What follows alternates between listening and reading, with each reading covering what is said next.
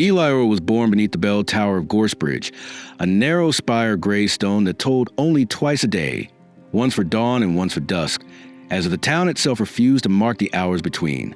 Her mother said she came into the world during a late frost, when the lavender fields were still pale and trembling, but the ground had softened just enough to accept life. Her first cries echoed to the garden where the healer had scrubbed her clean in a copper basin, the scent of crushed stems and iron water mingling as the wind carried her name through the orchard. Eliora, a name chosen by her father, who believed names should bloom from the tongue like prayer. In time, she would understand how little prayers could protect anyone.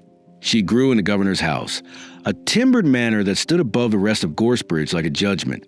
It had tall windows and ceilings too high to warm in winter, and though it held everything a child might covet, painted dolls, crystal pendants, silken shoes stitched with pearl thread, it was not a house meant for love. Her father, Governor Rennick Vale, ruled the town with a voice like oiled steel and a silence that hurt more than words. Her mother, always composed, lived within the rituals of nobility, embroidery at noon, tea with other wives, lessons in language, posture, and silence. Eliora was her only child, a daughter bred for alliance, for good blood, for control. But from the moment she could walk, she slipped from their reach like water poured into soil. She did not belong in parlors or drawing rooms. She belonged among hooves and hay. At 8, she wandered the stables for the first time, barefoot and carrying a crust of bread stolen from the kitchen tray. She sat on a bale of straw beside the stallion her father never rode and watched the stable hands work, their rough voices a lullaby of sweat and purpose. That was the first time she saw Callan. Not clearly, just a glimpse of a boy lifting a pail with arms too thin for the weight, his face half shadowed beneath the brim of a leather cap. He didn't look at her, didn't speak, but he didn't send her away either. Over time, the stables became her true home. She learned to braid a horse's mane, to pick its hooves clean, to whistle in a way that calmed the nervous colts. She memorized every scent. The damp muss of earth, the sourness of spoiled oats, the faint sweetness of a horse's breath at rest. She came to know Callan as one might know a fox in the orchard, cautious, quiet, always watching. He was a year older, with sun-dark skin and wrists too bony for his sleeves. He had a way of disappearing into silence, but when he smiled, it was like a secret pass beneath a door. He spoke little at first. Only his dog, an old limping shepherd named Bramble, seemed to understand him without words. Eliora adored Bramble. She often brought scraps for her and let the dog rest her chin on Eliora's lap as the girl whispered stories no one else was allowed to hear. When she turned 13, the lessons in courtly decorum intensified. Her body began to change, and with it, the way people looked at her. Her mother started measuring her for gowns made of stiffer fabric. She was taught to speak less, to lower her eyes, to wait for questions before offering opinions. She was told that girls of her station were watched, and so she must always be prepared to be watched. Still, she returned to the stables when she could, slipping away at dawn or dusk, brushing the horses in borrowed trousers, tied her hair in a scarf to hide its golden shine. Callan never asked why she came. He simply handed her a brush or a curry comb, and they worked in silence that was never heavy. By the time she was 15, the silence between them had become something else, not emptiness, but kind of thread woven from glances and shared breath. She noticed how he moved more carefully when she was near, how his hands paused a little too long on the reins when he passed them to her. She began bringing him books, small, battered ones stolen from her father's library, and read to him beneath the rafters of the feed loft. In return, he showed her how to knot rope, how to mend tack, how to hear the warning in a restless horse's breath. He smelled of cedar shavings and the smoke of the stable hearth. She dreamed of him without meaning to. The first time they kissed, it was raining. A summer storm had rolled in fast, the sky splitting open with thunder as they rushed to move the horses under shelter. Eliora had slipped, muddied her dress, and laughed in a way that made her teeth flash and her hair stick to her cheeks. Callan helped at her feet, and she didn't let go of his hand. The rain was cold and steady. His eyes searched hers with a fear she didn't understand until she felt it too. When their mouths met, it was gentle and unsure, the kind of kiss that asks more than it answers. They were both trembling when they parted. She didn't speak for a full minute after. Then she touched his cheek and said, I don't care what happens. They should have been more careful. For nearly a year, they believed they were safe in the margins of the world, in the shadows of the loft or the corners of the barn. They moved with caution but not wisdom, too young to understand how betrayal waits in plain sight. Her maid noticed the missing gowns. A servant boy whispered rumors. Her father, already planning her betrothal to a land-baron son, began to suspect her absences. It was a letter that broke them. A single sheet of parchment found in her room, a line of verse copy from one of her books, in Callan's handwriting. The stable was raided that night. She remembered the sound of boots, the lanterns swinging like small fires, the way Callan shouted her name just once before they struck him. She ran to him, barefoot again, hair loose around her shoulders, and threw herself between him the fists, screaming until her voice broke. It didn't matter. They dragged her home in chains meant for escaped prisoners. Her mother would not meet her eyes. Her father watched her as one watches a storm from a distance, calculating, waiting for the worst to pass. He did not ask if she was sorry. He only said, "You are no longer my daughter." That night, they cut her hair to the scalp, removed her jewelry, and burned every item she had touched in the manor. By dawn, a horse was ready for her. No escort, no belongings but a single dress and a cloak too thin for the road.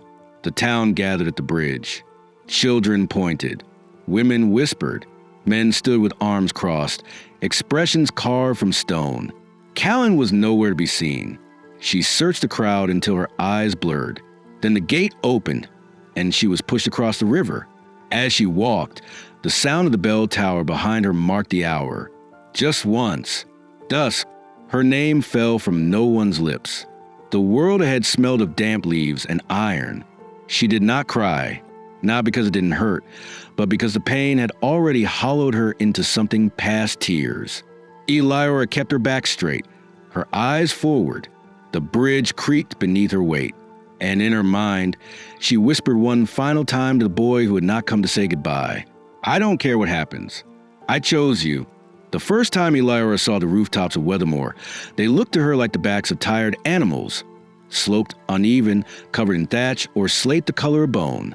The town sat crouched between two hills, wrapped in a constant gray mist that clung to its edges like regret.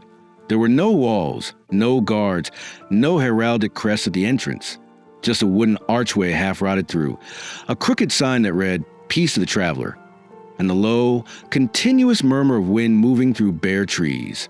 She crossed into it with the weight of exile pressing on her shoulders like a yoke. Her cloak had stiffened with dried mud from the road, and the soles of her shoes had worn to leather paper.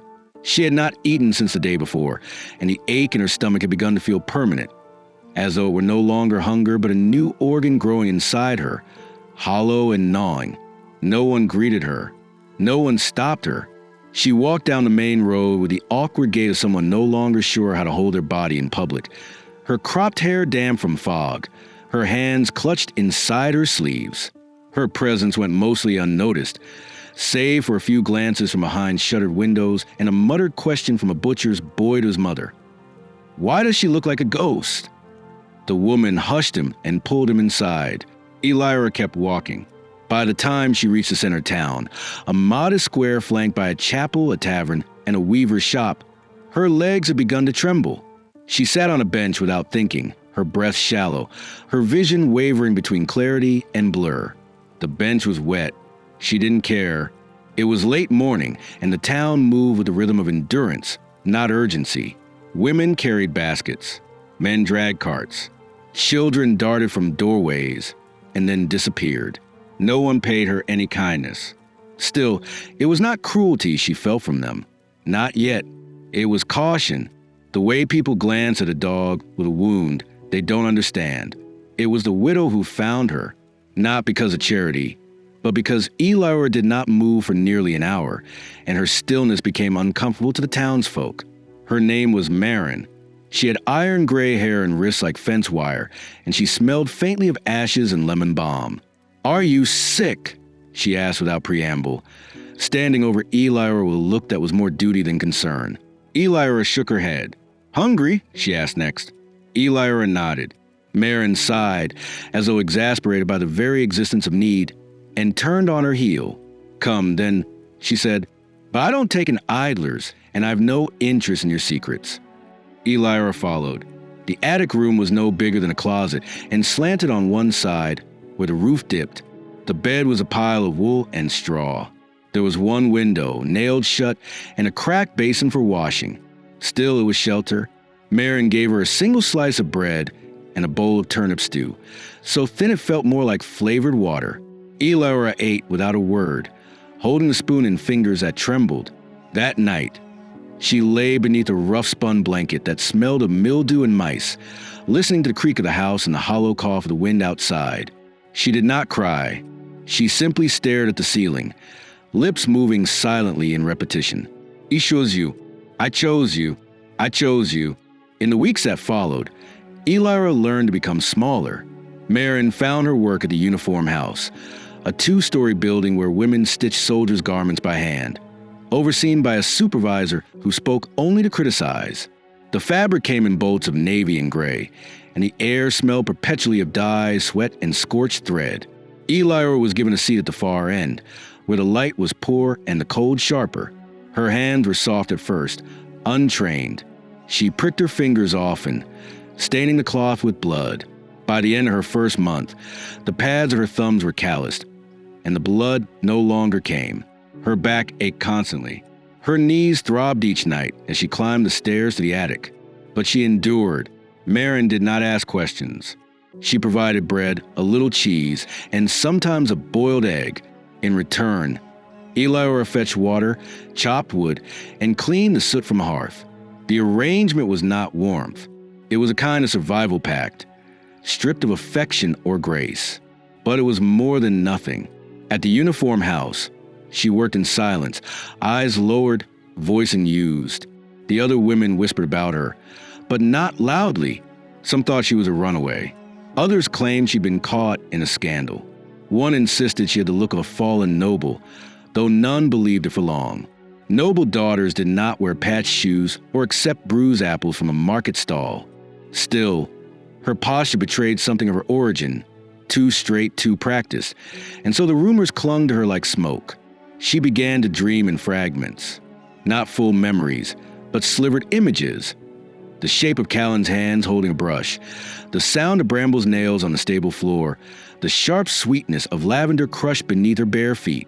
She would wake gasping, the attic too close, the air too thin. Some nights she rose and sat by the tiny nail window, pressing her forehead to the glass, watching the moon pass like a ghost across the sky. Letters became her refuge. She wrote them on scraps of cloth, on the backs of ration slips, in the margins of church pamphlets. Anything she could find, 112 over 5 years. None sent. In each, she spoke to Callan, not as a general he would become, but as a boy she remembered, the one who once kissed her with trembling hands and promised nothing but presents. She wrote of her days, her aches, her anger, of her loneliness, of how she sometimes hated him for not coming after her, how she imagined him laughing with soldiers while she bled into uniforms. Then, sometimes she forgave him, not because he deserved it, but because she needed to remember what it felt like to believe in something. The letters were folded carefully, tied with thread of blue ribbon she had hidden in the hem of her cloak, and stored in a rusted tea tin beneath a loose floorboard under her bed. There was a boy once, a soldier in training named Joran, who flirted with her gently as she stitched his sleeve back into place. He had eyes like river stones and a crooked tooth that made his smile look apologetic. He asked her to walk with him. She declined. Twice. On the third time, she walked, but she did not speak. He'd picked a flower for her. She left it on the windowsill and watched it dry. When he shipped out, he left her a scarf. She never wore it, but she also never threw it away. Rumors of the war grew louder. Town criers announced victories that sounded like losses. More uniforms were needed. Then more again. The faces of the boys changed. Some grew younger. Some came back older than their years, limping or hollow-eyed. Elira learned to sew through bloodstains, to ignore the smell of gunpowder in the wool, to patch holes left by blades. Once, A boy died in the alley beside the uniform house, his throat open by fever and a knife fight over bread. She helped wash the blood from the cobblestones. That night, she burned a letter meant for Callan, one she had nearly finished. She did not write again for 2 months. Still, she survived. Each morning, she rose before the sun. She combed her hair, now shoulder-length and the color of old wheat. She boiled water. She mended. She endured. The seasons passed in muted repetition. Spring without color, summer without warmth, autumn with winds that cut like glass, and winters that hollowed the lungs. But through it all, she remained. Changed, yes. Hardened, but not broken. She began to know the town not by its names or stories, but by its textures. The rough weave of the chapel pews beneath her fingers. The smooth chill of the pump handle at dawn. The crumbling stone wall behind the weavers where she sometimes leaned her head in exhaustion. Weathermore did not become home. Not exactly. But it became hers. Not by invitation, but by survival. The way a tree grows roots in stone when it has no soil. 5 years passed. She heard his name once, Callan, spoken in passing by a soldier who carried a letter with a wax seal she recognized. Her hands froze mid-stitch. The boy saw the flicker in her face and asked if she knew the general. She shook her head. "Only the name," she whispered. That night, she held the tea tin against her chest. The letters inside had grown heavy, as if they had absorbed the weight of everything she had not said aloud. She wondered where he was, if he thought of her, if he was alive. Then, she wondered why it mattered. She was not that girl anymore. And if he returned now, she wasn't sure she would even recognize the boy he had been. Still, when she fell asleep, her fingers traced invisible letters across her blanket, spelling his name again and again, as though writing it might bring him back.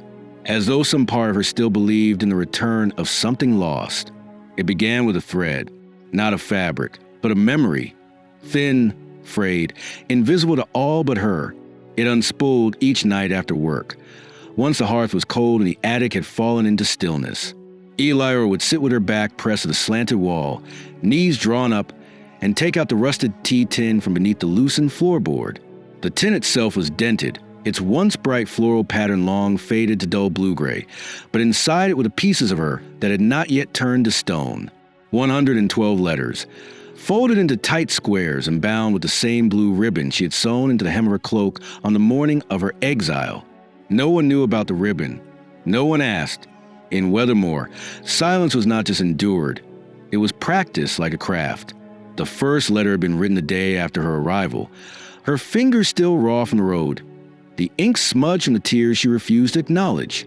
She had borrowed paper from a discarded merchant's ledger and used a stump of charcoal, and the words had come in a whisper, as though she were afraid the walls might overhear. Asterisk Callan, I don't know where you are. I don't know if you looked for me, but I want to believe you did. I want to believe you meant it. Asterisk, she hadn't signed it. She never signed any of them. If she had, it would have made the silence that followed unbearable. She wrote to him as though he could still hear her, as though there was some invisible river carrying her words to wherever he might be. Sometimes she imagined him in a tent on the front lines, reading her letters by firelight, his fingers tracing the curves of her handwriting. Other times she imagined the worst, that he had died in the mud, anonymous and unburied, and her words were drifting into the void, unheard, unanswered. But still, she wrote. Each letter became a ritual, an anchor to the version of herself that had once believed in love, so fiercely she walked willingly into exile for it. The letters chronicled everything, mundane details, small victories, unbearable losses. She told him how her hands had hardened from the needle and how she no longer flinched at the sound of boots in the alley. She described the taste of turnip stew and the ache in her spine after long days at the uniform house. She recounted how she once sewed a soldier's name into the wrong collar and was slapped for it by the overseer. She wrote a bramble, wondering if the old dog had lived long after her departure or if he, too, had been punished for her sin. But most of all, she wrote of what it meant to be forgotten, not in a dramatic sense, but in the quiet, slow erosion of being unspoken. There were days, she admitted, when she believed he had simply let her go. Days she hated him for that. Nights she ate to believe otherwise. Winter was the season of most letters. The cold slowed everything.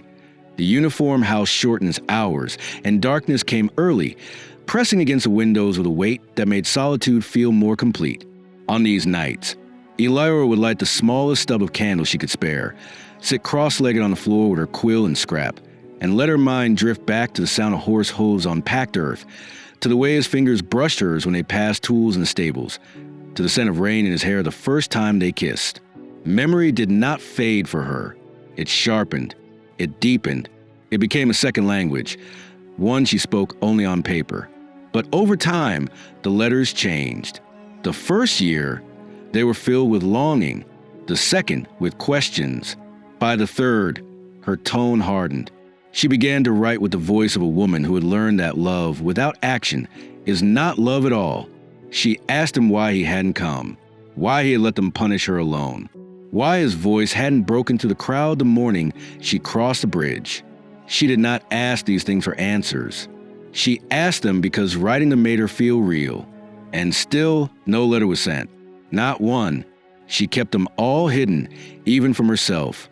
To send them would have meant opening a door that she was no longer sure she had the strength to enter.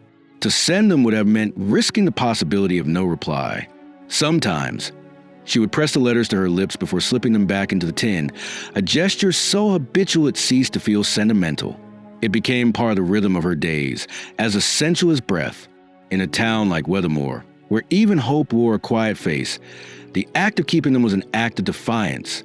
They were her unspoken proof that she had loved, that she had been loved in return, even if only for a brief time beneath the rafters of a stable that no longer existed in her world. It was in the 5th year, during the coldest spring she could remember, that the weight of the unsent letters began to change. Not heavier, exactly, but denser, fuller, more difficult to carry in silence. War had become the town's constant companion, a presence that no longer needed to announce itself. Soldiers passed through Weathermore in quiet waves, sometimes staying for days, sometimes only hours. The tavern brimmed with boys too young to understand the depth of the conflict they'd stepped into, their eyes still lit with a false fire of promised glory. Elira mended their uniforms. She cleaned the blood from their collars. She listened to their stories without judgment, but she spoke very little. It was safer that way. Then came the boy with the scar on his temple and the ink-stained fingers. He entered the uniform house on a Thursday, asking for a repair on his satchel and a new set of buttons for his jacket. His voice was unremarkable, his smile forgettable. But when he set down his bag, a slip of parchment fell out, an officer's correspondence with a name that shattered the rhythm of Eliora's breath. General Callan Thorne. The world did not stop. The floor did not tremble. But something inside her buckled. She stared at the paper as though it might vanish if she blinked too hard. She knew it was him. There had never been another. The name itself, one something soft and close to her heart, now sounded distant, worn by time and rank and responsibility. General, a word that meant he had risen, that he had survived, that he had become someone larger than the stable boy she had once loved. When the boy looked up and caught her staring, she averted her gaze. He said something. She didn't hear what. She nodded and finished the repairs without comment. But that night, she did not sleep. Instead, she sat with the tin in her lap, opening each letter, reading them by the glow of her candle, letting the words rise and fall like a tide. Some pages were smudged beyond recognition. Others still held the ghost of her younger voice, bright and tremulous, filled with belief. She laid them out across the floor, all 112, in neat, uneven rows, like offerings. Her fingers hovered over them as though she were counting a wound. Then she reached for a blank sheet and began to write once more, not to Callan as he'd been, but to man he had become. "You are alive," she wrote. Asterisk, that is all I know. That is both too much and not enough. Asterisk. She did not weep. There were no tears left for him. But her hand trembled as she folded the letter and placed it at the very bottom of the pile, beneath the oldest ones, where the charcoal still flaked from the page. She tied the ribbon again, slower this time, as if binding a promise she no longer trusted to keep. The next morning, she carried the tin with her to the river's edge. where the water ran sluggish and green beneath the willows. She sat for a long time on the bank, holding the tin in her lap, wondering what it might mean to let go, not just him, but the version of herself who had loved him with such blind, unyielding faith. She thought of fire. She thought of water. She thought of the long, gray road that had brought her here. Then, as the sky lightened with the first touch of dawn, she stood, turned away from the river, and walked back to Weathermore, the tin still tucked beneath her arm. She was not ready to burn the letters. Not yet, but she no longer needed to believe they would be answered. That was something. That was a beginning. It was a spring unlike any Eliora had known before. The thaw came early, but without the usual softness. There were no blossoms at the edge of the chapel yard, no birdsong carried in by the wind. The sun emerged like a stranger peering through clouded glass. Present but distant, its warmth more remembered than felt. The town of Weathermore, shaped by caution and weathered by quiet suffering, stirred with a tension that rose not from within but from the road. Horses had begun to pass more frequently through the eastern gate, their hooves slick with the last of the frost. Riders arrived bearing letters and orders, sometimes with wounded men slumped over their backs like sacks of grain, sometimes with only silence in their eyes and mud crusted up to their knees. The war, once a low hum on the horizon, had come near enough to taste. There was a new rumor each morning, passed from mouths too tired to believe and too frightened not to. The border had moved again. The front was advancing. The king had fallen ill. A new commander had risen. Names passed between lips like forgotten hymns. But one name caught in the air and refused to fall. Callan Thorne, General Thorne, the man who'd turned the Eastern campaign with a single maneuver. The man who'd once been nothing and now was everything. To most, the name meant strength, order, perhaps salvation. To Eliora, it cracked open something she had long since buried.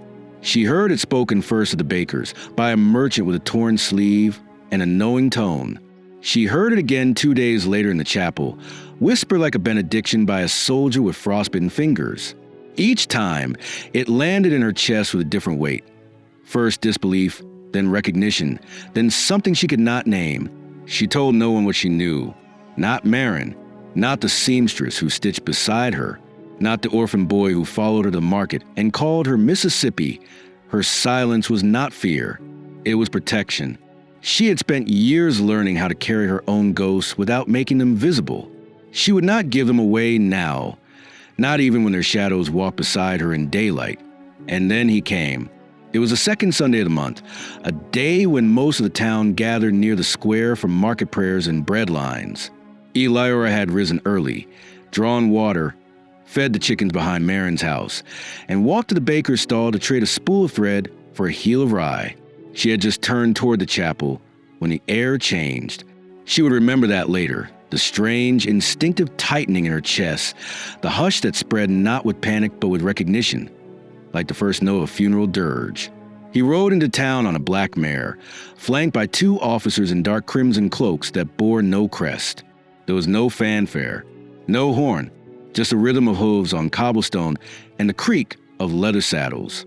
He dismounted without flourish, his movements precise, unhurried, and when he removed his gloves, his hands looked like they had forgotten softness.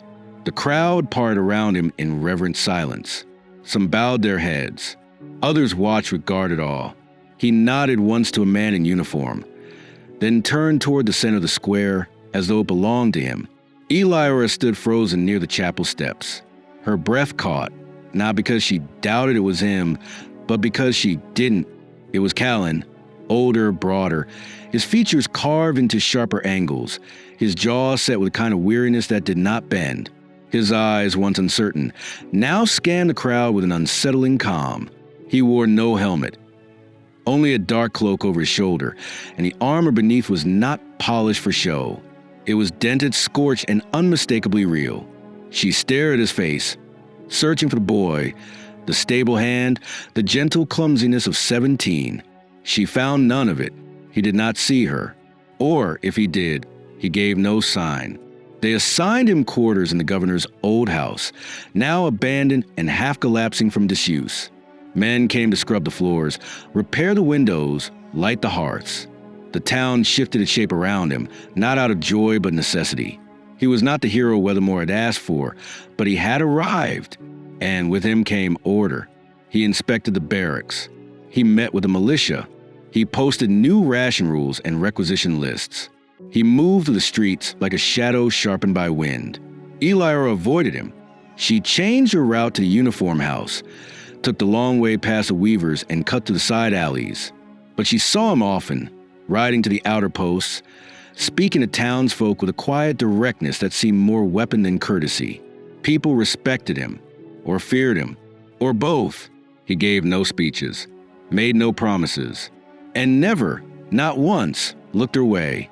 She told herself it was better this way, that whatever had lived between them had died the day she was cast out, that his silence now was simply the fulfillment of the silence he had once chosen. But at night, her hands trembled as she boiled water. She stopped writing letters. She didn't burn them. She simply let them sit unopened beneath the floorboard, as though they belonged to someone else. A girl with more hope than sense. A girl who had once believed that love, once lit, could never be extinguished. It was 3 weeks before she spoke to him, not by intention, but by accident. She had been carrying a bundle of repaired uniforms to the armory when she dropped them in the alley behind the post house.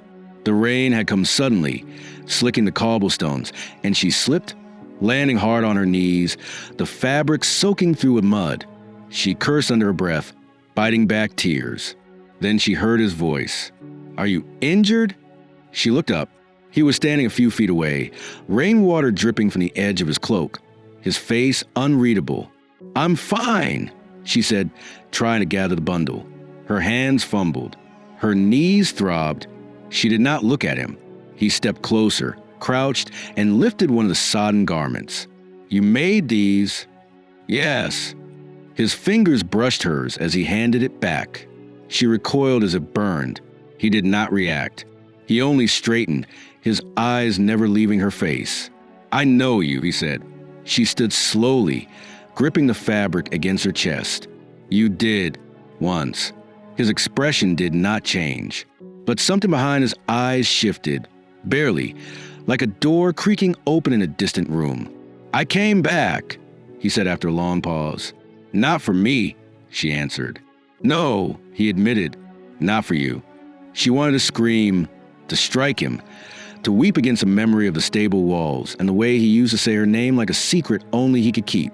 But instead, she turned, walked away, and left him standing in the rain. That night, she stood at the edge of her attic window and watched the storm roll across the hills. Her hands still smelled of damp wool.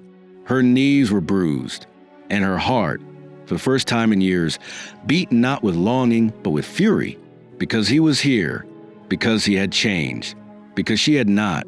She did not know what he carried with him, what ghosts rode beside him beneath that armor, what lies he had told to rise from stable boy to general, but she knew one thing. He was no longer hers, and she was no longer his. Whatever had connected them had frayed too far to be rewoven, and yet, as she lay down to sleep, her hand moved instinctively to the floorboard. She did not open the tin, but she rested her palm against it, just for a moment, just to remember that once she had been someone who believed in him, and that perhaps was the cruelest part of all. He did not speak to her again for nearly a month. In that time, the town reshaped itself around his presence in ways both subtle and unspoken, as if Weathermore had always known how to brace for a man like him. The soldiers he brought with him, silent, disciplined, faceless beneath their matching cloaks, slipped into the town's rhythm like blades into scabbards. They enforced curfews without cruelty, but without exception. They moved in pairs, eyes forward, never lingering.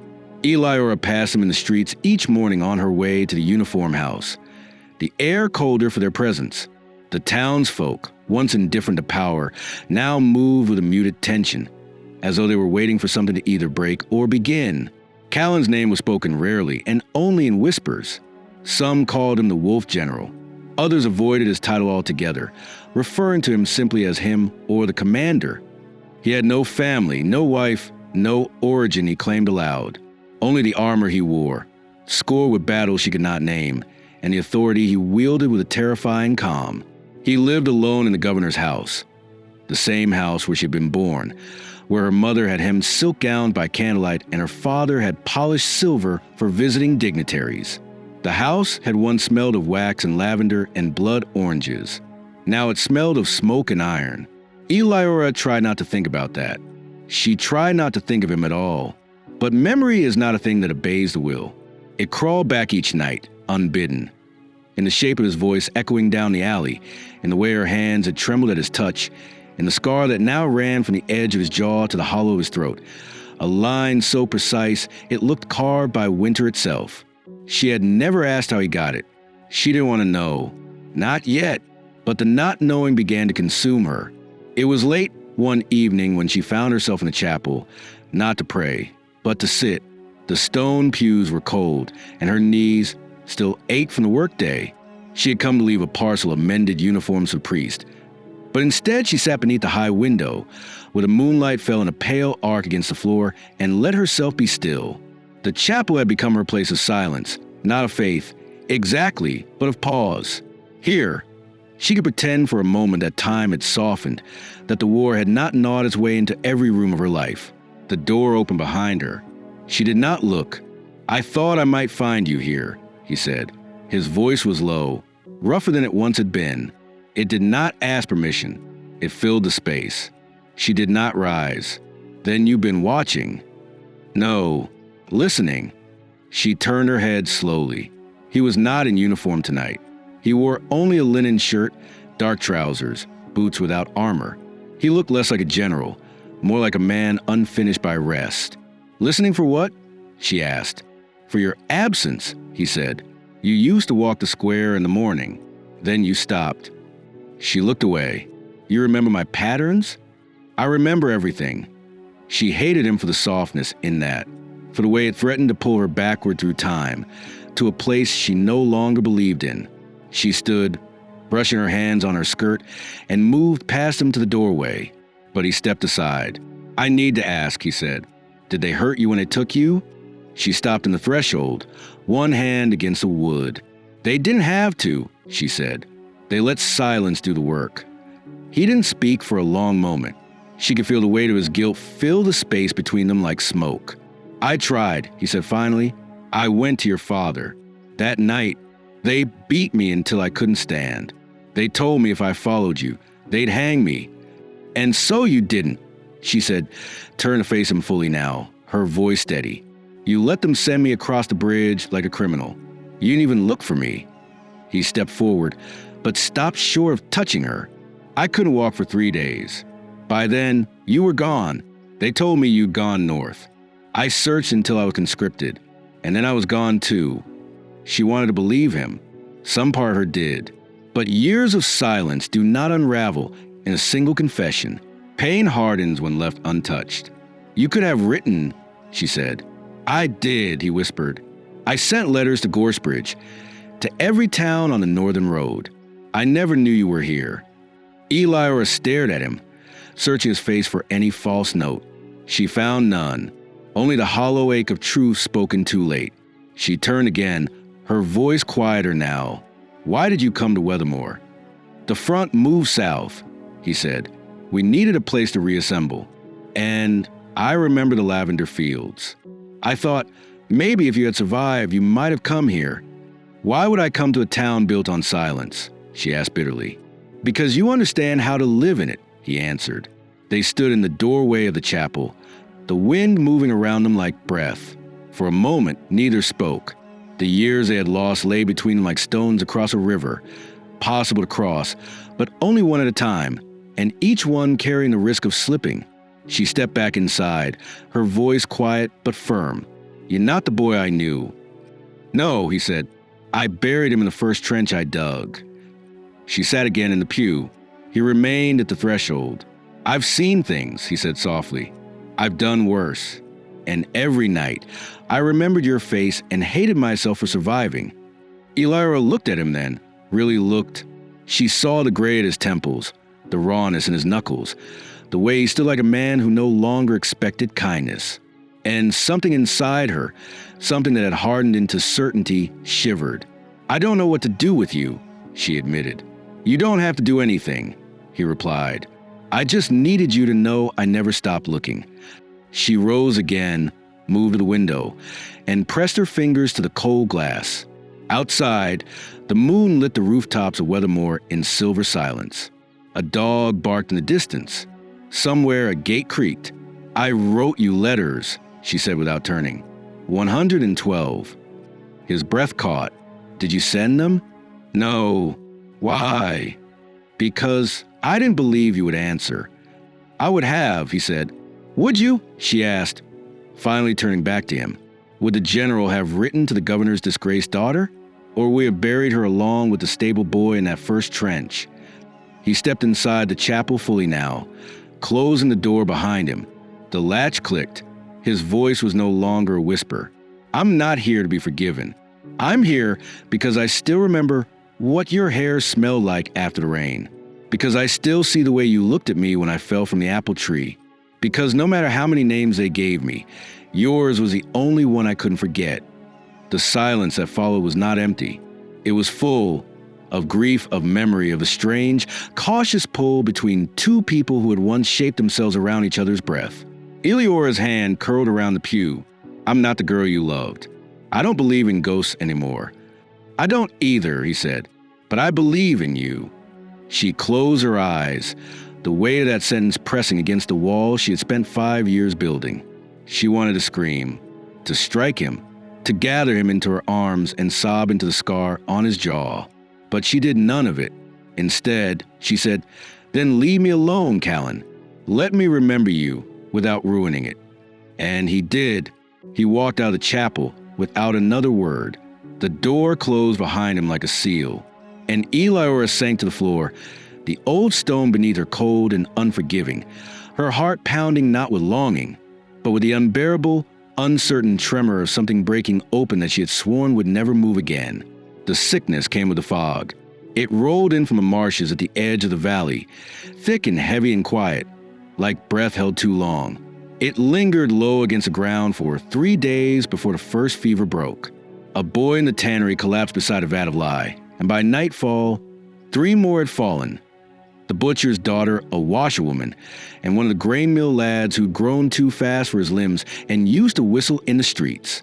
Then the baker's wife took to her bed, coughing up strings of blackened phlegm, her hands clutching at her chest as if her own lungs had turned against her. Panic came next, not in a scream, but in the sound of doors being bolted, windows being boarded, markets emptied in silence. People turned inward, hiding behind their own breath. Eleonora was among the first to stay behind. While others fled or locked themselves away, she remained. It wasn't heroism. It wasn't even defiance. It was habit. She had learned to endure what others avoided. She moved through the town with a damp cloth tied over her nose and mouth, sleeves rolled to her elbows, hair pulled back in a knot that frayed by nightfall. The chapel was turned into a makeshift infirmary. Pews replaced with pallets and wool-stuffed mattresses laid edge to edge across the stone floor. She worked beside the apothecary and 2 other women, one old, one younger than herself, administering tinctures and rubbing salves into limbs that convulsed or turned cold without warning. They lit cedar when they could, though it did little to cover the smell of sweat and sickness and slow death. By the end of the 2nd week, 15 had died. No one rang bells. No one announced the names. They were wrapped in linen soaked with vinegar and buried without service in shallow graves just beyond a chapel orchard, where the roots were loose and the ground gave way without resistance. Eleonora dug for one of them, her hands blistered and her eyes swollen from lack of sleep. It was not grief she carried, but a kind of dull, persistent surrender. Each morning, she tied the cloth around her face, took up the basin, and stepped into the chapel like someone entering a battlefield without weapons. And then he came.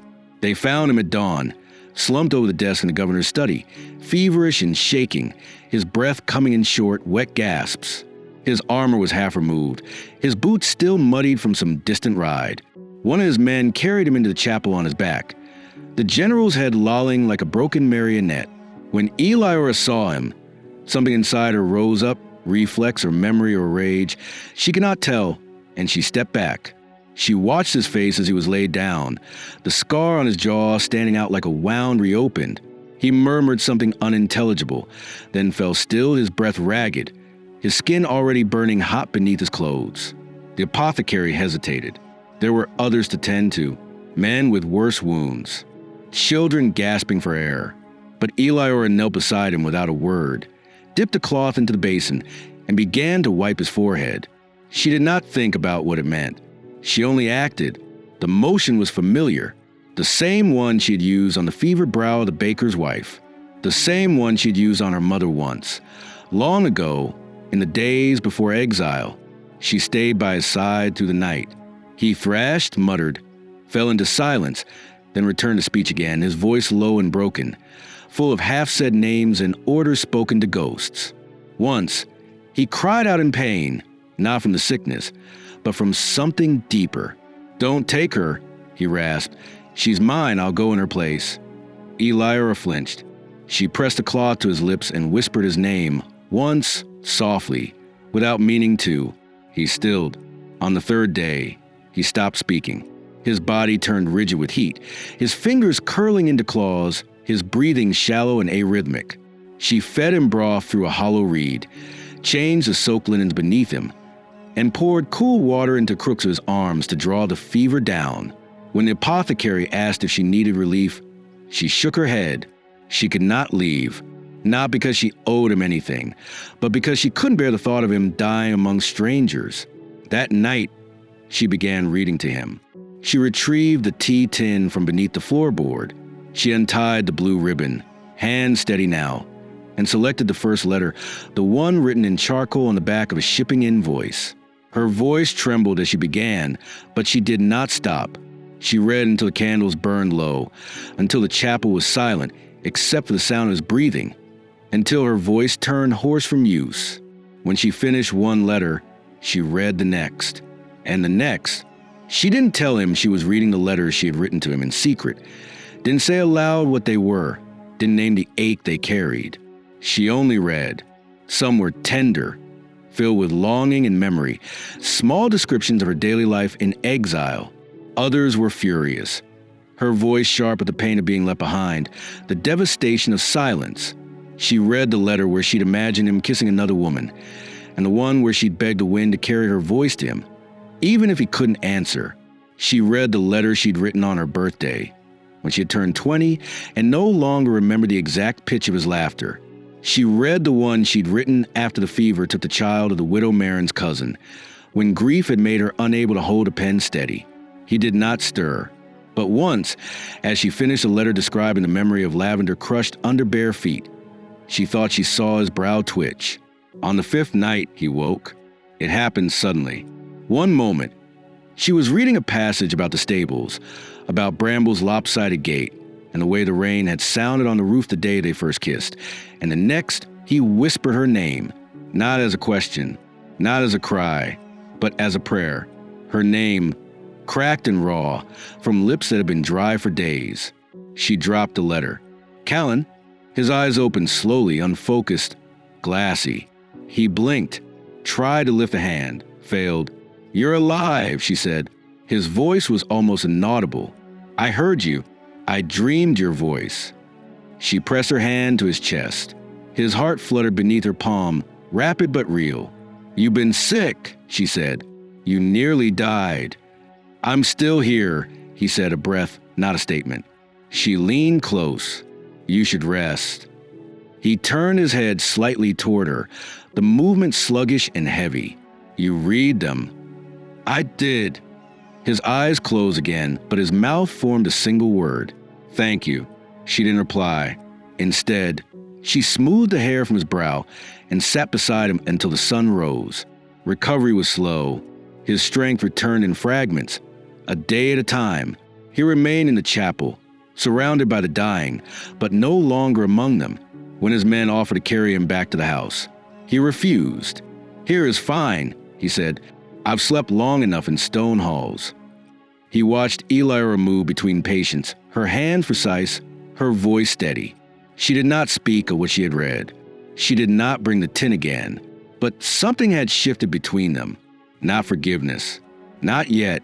but understanding, tentative, and fragile. One afternoon, as the fever broke and others in the chapel grew quieter, he took her hand in his and traced the calluses on her palm with a finger still weak from illness. "You kept them all," he said. "Yes." He nodded. "Then you never stopped believing in me." "I did," she said, "more than once. And yet I kept them," she finished for him. There was nothing else to say, not in that moment. Outside, the fog had lifted. The orchard trees had begun to bud. The ground no longer felt like it would swallow the living whole. She stood and opened the chapel doors, letting the light spill in across the stone floor. He watched her silhouette against the sunlight, and for the first time since his return, he smiled. It was not the smile of a boy in love. It was the smile of a man who had come back from the edge and found the one thing he had not expected, the grace of being seen again. And in that silent, golden threshold, neither of them said the words. They didn't need to. For the first time, they understood what it meant to have survived the same war, even if they'd never fought it side by side. The saddle was left on her doorstep the morning after the last fever patient had been sent home. No note, no explanation, just a saddle, newly tooled leather, softened with oil, bearing the marks of someone who still worked with their hands. The seat had been stitched in a patient crosshatch, dyed a dark umber brown. At its center, subtle but deliberate, a single strand of blue thread looped through the stitching. She recognized it immediately. It was the same shade as the ribbon she'd used to tie her letters. She touched it with one finger, lightly, like she might wake something that had been sleeping too long. Her breath caught.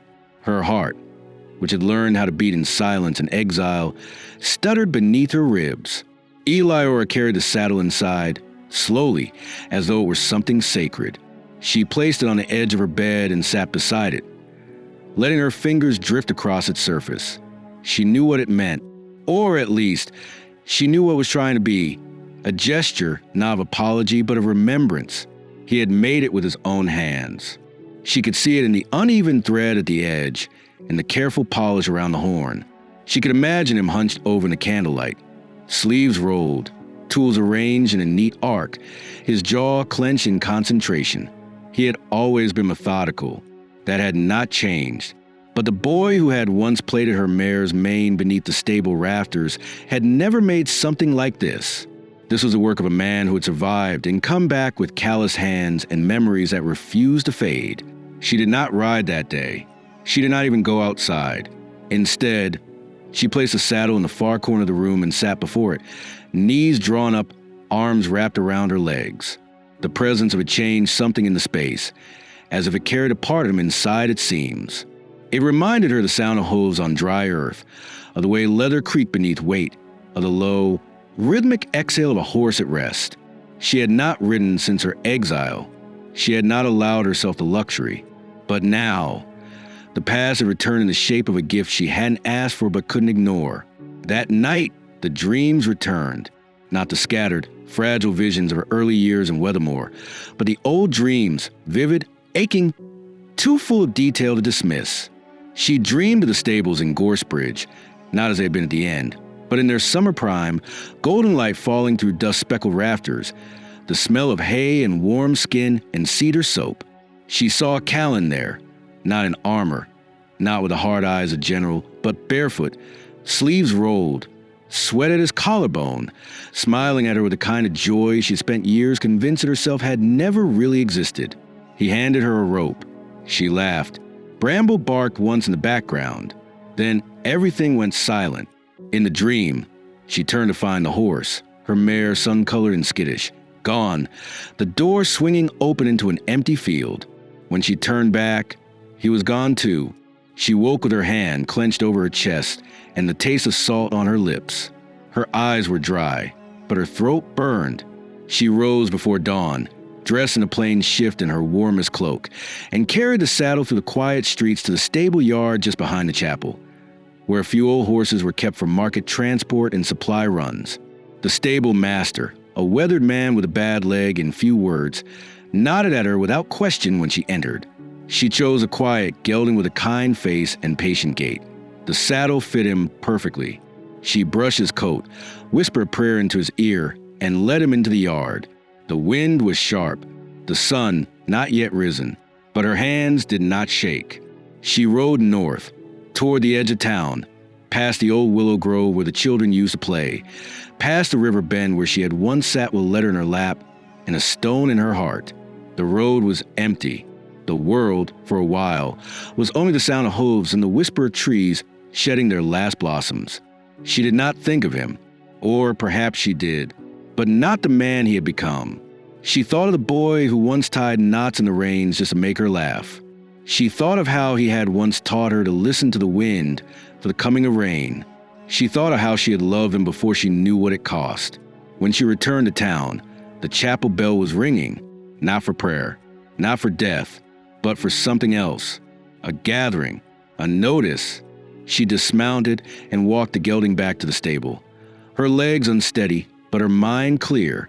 In the square, a small crowd had formed. At its center stood Callan. He wore a dark coat, no armor, and held a red cloth in his hands. Fine silk, heavy with embroidery.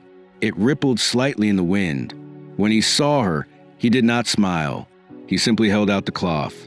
"A uniform," he said quietly. "For a wife." She did not reach for it. She did not step forward. "I don't need your symbols," she said. "I know," he replied. "But I need you to know that I'm not offering it for spectacle. I'm offering it because I don't want to go another year without calling you home." The crowd listened, unmoving, silent. She felt their eyes on her, but they were weightless. Only his eyes mattered. She saw the fear behind his calm, the boy still standing inside the general, waiting to be forgiven. "I don't know if I can," she said, her voice low. He lowered the cloth. "I'll wait." She turned and walked away, her steps even, her head high. Behind her, the square remained still. That evening, she went to the river again, not with letters, not with tears, with a single question in her heart. Who am I now? The girl who loved him? The woman who endured him? Or someone else entirely, shaped by years of survival and silence and the ache of what was never said? She screamed. Not words, just sound, raw, guttural, torn from the deepest part of her. It echoed across the water, through the trees, into the sky. It hurt, and it healed. It emptied her. Then she sat on the bank, her hands in the dirt, her breath uneven, and let the quiet come. In the days that followed, she said nothing to him, but she wore the scarf he had left behind when he first left for war, the one with the frayed corner and the faded thread. He saw it once, as she passed him in the square. He said nothing, but he smiled not with his mouth, but with his eyes. Spring deepened. The lavender fields behind the chapel began to bud again. Children ran among them, their laughter high and wild. Elira watched them from the chapel steps. She sat with Marin sometimes, still and silent, sharing bread and not much else. She stitched in the evenings, mended the hems of other people's sorrows. The saddle remained in her room, beside the window. She touched it each morning. Some days she rode, not far, just to the edges of the fields, to remember that the world was still wide, that her heart, though scarred, still beat in her chest with a rhythm not unlike hope. And one night, near dusk, he knocked at her door. She opened it without speaking. He held nothing in his hands. No cloth, no letter, no offering, just his voice. "I built a fence," he said, "behind the chapel, for a garden. I was hoping you might plant something." She stared at him. Then, slowly, she nodded. It wasn't a promise, but it was a beginning. The red cloth remained in a drawer by her bedside for nearly 3 weeks before she touched it again. It had been folded with precise care, edges aligned. The red cloth remained in a drawer by her bedside for nearly 3 weeks before she touched it again. It had been folded with precise care, edges aligned, corners sharp, as though it were not merely a gift, but a statement, a quiet declaration from a man who had once been a boy that she had loved. It smelled faintly of cedar and iron and something older still, a scent that stirred memory before it stirred meaning. Each night, Elira would open the drawer and look at it without touching, her fingers hovering just above the fabric, drawn to it and repelled by it in equal measure. It was beautiful undeniably. The silk was thick and fine, dyed with bloodroot. deep as dusk, embroidered along the hem with a pattern that mimicked the gentle curl of lavender stems in bloom. He had chosen well. He had remembered. But beauty could be a weapon. She had learned that lesson early, when her father first dressed her in pearl-threaded gowns and paraded her through banquets like a sealed letter of allegiance, her worth tucked away behind charm and obedience. She had worn beauty then like a harness, carefully tightened, meant to impress and constrain. This cloth felt different, and yet it pressed against old nerves, old wounds. Because even now, even after the years had aged her grief into caution and quiet rituals, she could not help but wonder what the red truly meant. Was it love, or was it debt? An invitation, or a burden? Was it the red of choice or obligation? She carried these questions with her through the new days, which moved not with drama, but with a slow and tentative pulse of a wound beginning to scar.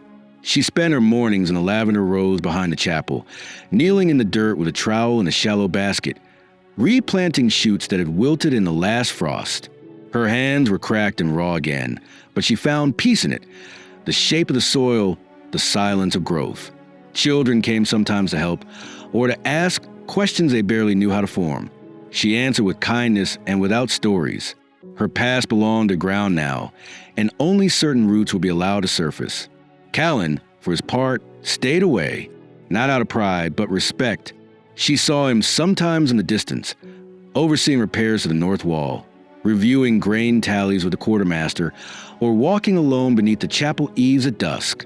He no longer wore his armor. He had taken to plainer clothes, earth-toned and utilitarian, as if he, too, were trying to remember what it felt like to be human again. He never approached her without cause. He never pressed. But there were glances, the kind that lingered a heartbeat longer than they should, and once, a half-smile across the chapel garden, when she dropped her basket and muttered a curse beneath her breath. He bent to help her gather what had spilled. Their hands brushed. Neither spoke. In the quiet space between them, a fragile understanding bloomed, something built not from promises or declarations, but from repetition. He showed up to help dig the new herb bed, his coat damp with morning dew. He brought her a spool of thread without asking when he noticed her mending a child's coat with twine. He asked after her needs when he saw her wince while rising from the garden bench. Each gesture was small. Each one mattered. She did not forgive him all at once. She forgave him one breath at a time, one shared silence at a time, until the ache of what had began to give way to the possibility of what might yet be. One evening, as the sun dipped low and painted the fields in warm ochre and rust, she found herself at the riverbank, the same one she had screamed into weeks ago, her voice lost in wind and water. This time, she did not bring rage. She brought a question. She held the red cloth in her hands, finally unfolded, its edges catching the breeze like flame. She stared at it, let the silk slip through her fingers, then knelt and dipped it into the river, watching as the dye bled softly into the current. It was a symbolic washing, not meant to erase what had been offered, but to cleanse of expectation. She wrung it gently, hung it over her arm, and walked home with her feet bare and her soul quieter than it had been in years. The next morning, she carried the cloth to the chapel garden. He was already there, hammering a crooked nail into a trellis frame for climbing roses she had insisted would survive despite the rocky soil. He looked up when she arrived, eyes flicking to the fabric draped over her arm, then back to her face. She said nothing. She stepped beside him, held the beam steady while he finished driving the nail, and then handed him the cloth. Not a wife's uniform, she said. Not yet, but perhaps a banner. He studied it for a moment, then nodded and slung it over his shoulder. A banner, then. They worked side by side the rest of the morning, speaking little, breathing the same earth-scented air. When the trellis was finished, she planted the rose cuttings, pressing each root gently into the soil as he watered the ground behind her. The rhythm of their movement was not unlike the rhythm of old conversations long forgotten, easy, intimate, unforced. By midday, her sleeves were stained and her knees sore, but her chest was lighter, her breath fuller. After lunch, they sat on the chapel steps, sharing a jar of honey root tea. She asked about the scar. He hesitated, then told her, not for pity, but because the telling itself was a kind of bridge. It had been a blade, wielded by a boy no older than 15, in a village whose name he couldn't remember. Callan had been leading a negotiation, a surrender already won, when the boy lunged at him. He hadn't raised his sword. He had simply stared into the boy's eyes and let him make the choice. The blade had caught his jaw. It could have been his throat. "I didn't fight him," he said quietly, "because I remembered what it was like to want someone to pay for silence, even if it wasn't the right someone." Elira listened. She reached out and touched the edge of the scar, just once, tracing it with a tenderness born not of love, but of recognition. "You let yourself bleed," she said. "That matters." He looked at her. "You're the only person I wanted to tell that to." They sat in silence for a long while. Then he said, "Do you still have the letters?" "I do." "May I read them?" "Not yet." He nodded, accepting the delay without protest. She wasn't withholding them from cruelty, only from care. Some truths needed time to be shared. Some wounds, even when healed, left behind pages still too raw for new hands. That night, she placed a red cloth on her windowsill, where the moonlight struck it softly, turning the silk a shade between fire and ash. She did not dream of Gorsebridge. She dreamed of the garden behind the chapel, of lavender and roses, and the feel of his hand brushing hers as they pressed roots into the earth. There would be more to come. Hard days, mistrust returning without warning, ghosts whispering to the corridors of her memory. But for the first time, she did not brace herself against it. She breathed into the uncertainty, knowing that in its center, there was a man who had not promised to save her, but who had stood beside her and listened. A man who had offered not salvation, but steadiness. And in the quiet before sleep, she whispered the words she had once sworn never say again. "You came back." It was not a grand journey, nor one marked by ceremony. There were no packed wagons or banners waving the wind, no farewells shouted from thresholds, no witnesses to commemorate their passage. The morning they left Weathermore, it was barely light, the sky still a bruise of violet and gray, and the frost clung to the edges of the fields like a last defense against spring. Callan waited outside the chapel, already mounted, his horse patient beneath him. Elira emerged from the garden path, a satchel over her shoulder and a scarf wrapped around her neck, not for warmth, but to steady her resolve. She had not told Marin she was going. The widow would find her absence in the quiet kitchen and the unlit hearth, and she would understand. Marin always understood the language of leaving. They rode in silence at first. The road north from Weathermore curved gently through wooded hills and past the low stone walls that had once divided fields now reclaimed by wild grass. The river ran beside them for a while, silver and slow, and the rhythm of the horses' hooves filled the space between their unspoken thoughts. Elira kept her gaze on the path ahead, but she could feel him beside her, the weight of him, the presence he carried even when still. She did not speak because she did not yet know what to say. It was not awkwardness. It was reverence.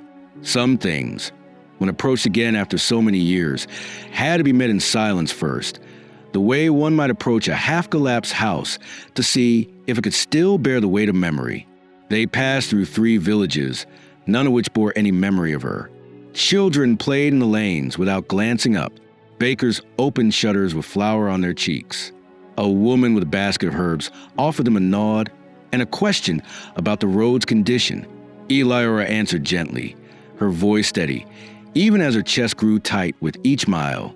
She had imagined this return so many times, imagined fire and reckoning, imagined forgiveness like rain.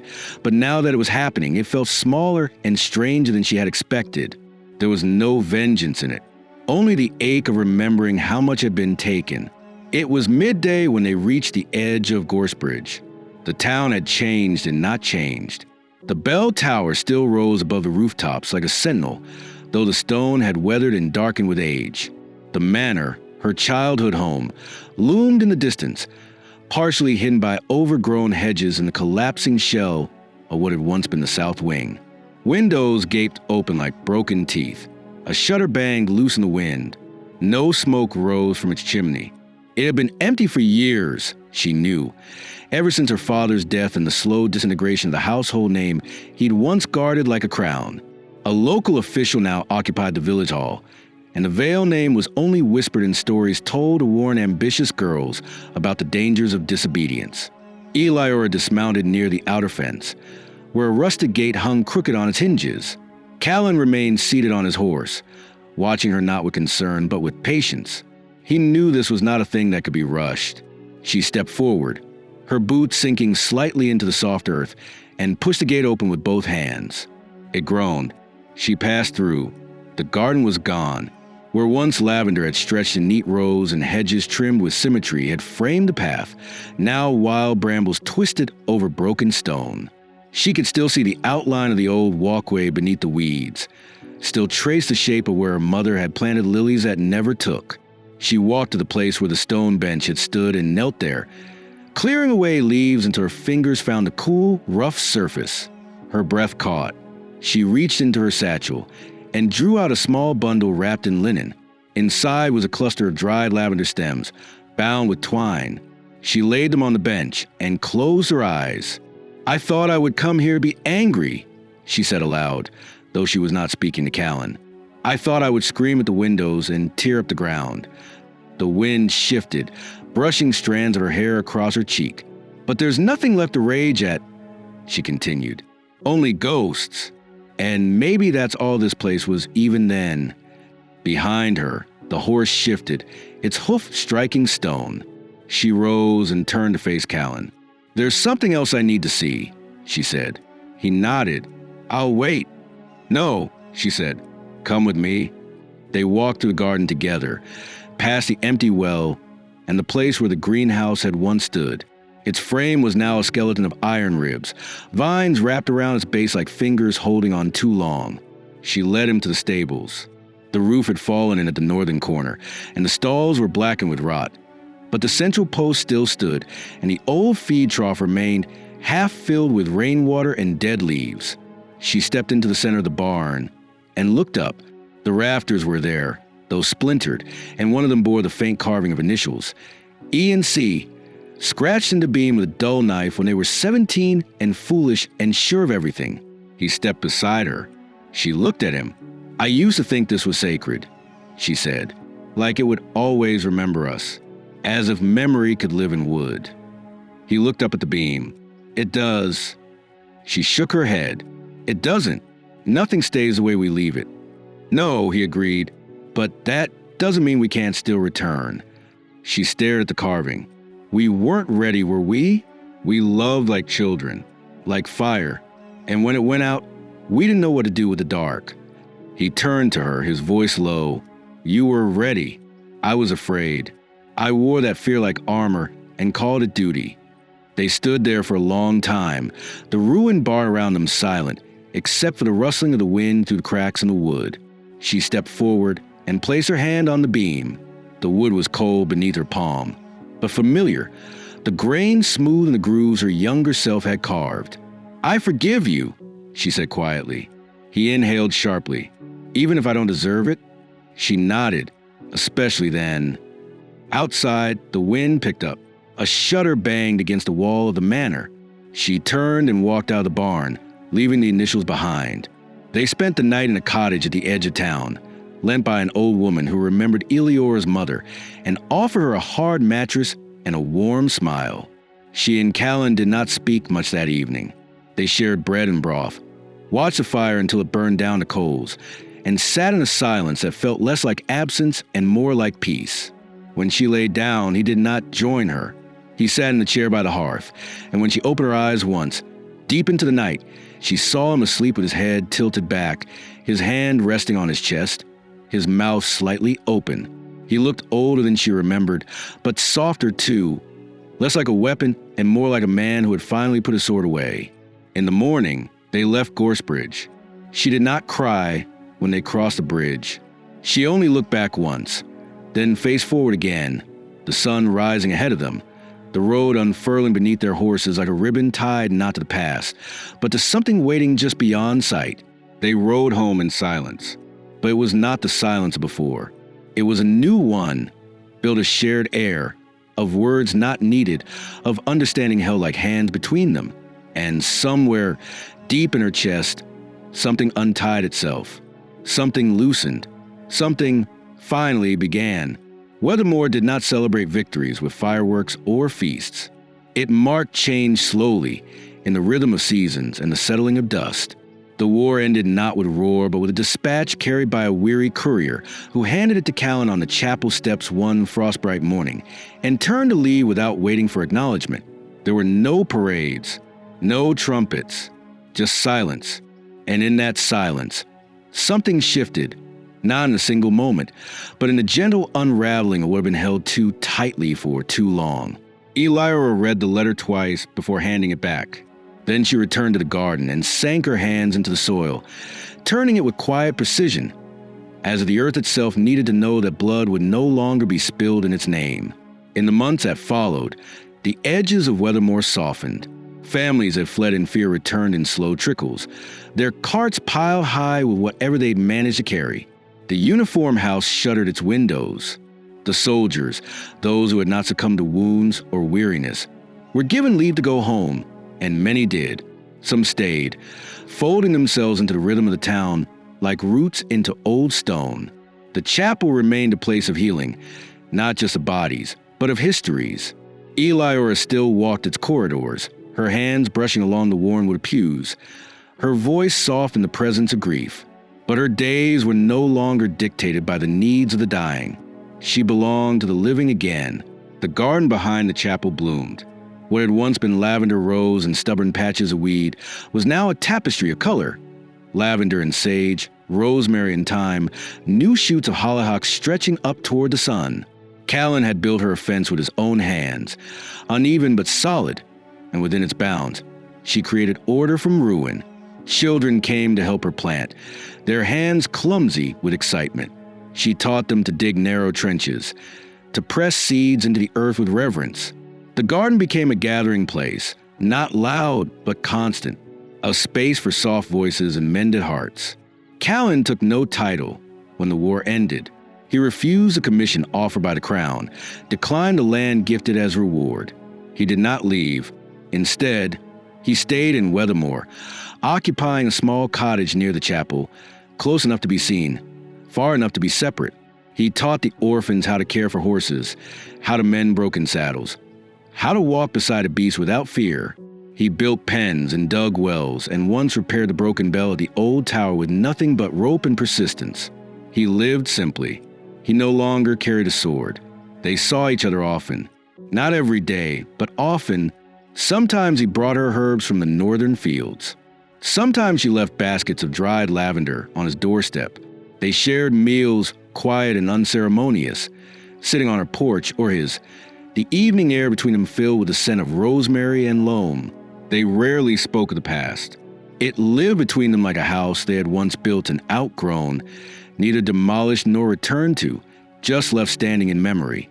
One evening, as the air turned to autumn and the sky blushed with gold, Elira stood on the chapel steps and watched a child run barefoot through the rows of lavender.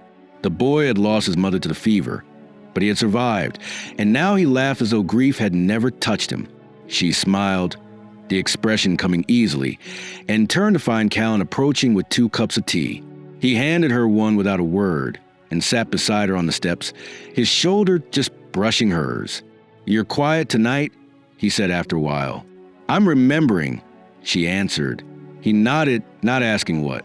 She sipped her tea and looked out over the garden. "There are days I forget what it felt like to be angry, and others when it returns." She glanced at him, her mouth curved in something between irony and truth. "Yes." He didn't look away. "I feel it too. Sometimes. The shame. The what-ifs. I used to think forgiveness was something you gave once, and that was the end of it. I don't think that anymore. It's a garden," he said quietly. "You weed it, water it, hope it doesn't die in the frost." She smiled again, more gently this time. "Then I suppose it's good we've learned how to plant things." They sat in silence until the sky deepened to indigo. Somewhere in the chapel, someone lit a candle, and the glow spread outward like a heartbeat. That night, she walked him home. The stars were beginning to gather, sharp against the darkening sky. When they reached his cottage, he paused at the threshold, turned to her. "I've been thinking," he said, voice low, about building something permanent. She raised an eyebrow. You've built half the village already. I meant something else. A house. Not just for me. For us. Her breath caught, but she did not look away. I'm not asking today, he added quickly, but someday. She studied him. The man who had once been a boy with dirt under his fingernails and dreams too large for his hands. The man who had come back from a war with a scar on his jaw and the same eyes she had once memorized in the flicker of stable lanterns. The man who had broken her, then waited years to gather the pieces not into what had been, but into what could be. Yes, she said simply. Someday. She turned and walked back through the town, the path familiar now, the dark no longer a thing to be feared. The bell tower loomed above her, not as a warning, but as a witness. She passed the chapel, its windows lit from within. She passed the garden, sleeping beneath the moonlight. When she reached her door, she paused. For a moment, she pressed her hand to her chest, not because it ached, but because it was full. The next morning, she rose early and opened the drawer. The letters were still there, bound in their faded ribbon, yellowed at the edges, fragile from age and air. She untied them carefully and selected one. It was the last she had written before the fever, the one that had sat unread even by her own eyes. She unfolded it and read the words slowly, aloud, though no one was there to hear them. The letter spoke not of loss or hope, but of endurance, of finding meaning in dirt and bread and bruised hands, of how she had learned to live without waiting. When she finished, she folded it once more, then walked the garden and buried it beneath the lavender bed, pressing the soil firm above it with her palm. Later that day, Callan joined her in the garden. He brought a rose cutting from the ruined fields outside Gorsebridge, wrapped in damp cloth. They planted it together, near the trellis he had built in the early spring. Neither of them said what it meant. They didn't need to. Seasons passed. The garden grew. So did the house. Walls were raised. Windows framed. The hearth built from stone gathered from the old roads. Children played in the yard. Sometimes their own, sometimes borrowed from town, their laughter threading through the trees like music. Eliora stitched in the evenings. Callan wrote with slow hand, not letters of war, but instructions for tools, notes on the weather, small poems he never read aloud. Their life was not grand. It was not perfect, but it was real. And every night, when the candles were blown out and the fire died down to its softest breath, Eliora would rest her hand on his chest, just above the scar, and listen to the rhythm there, the sound of survival, of forgiveness, of return. She never asked him again why he didn't come that day. He never asked her to forget. What they had built could not be measured in days lost or letters buried. It was measured in the quiet, in the steadiness, in the choosing again and again to remain. And in the chapel garden, when the lavender bloomed in late summer, the children whispered a story they had only half heard, about a girl who was exiled for love, and a boy who came back wearing a general's armor. But those were only the bones of it. The real story lived in the soil, in the hands that planted, in the hearts that stayed.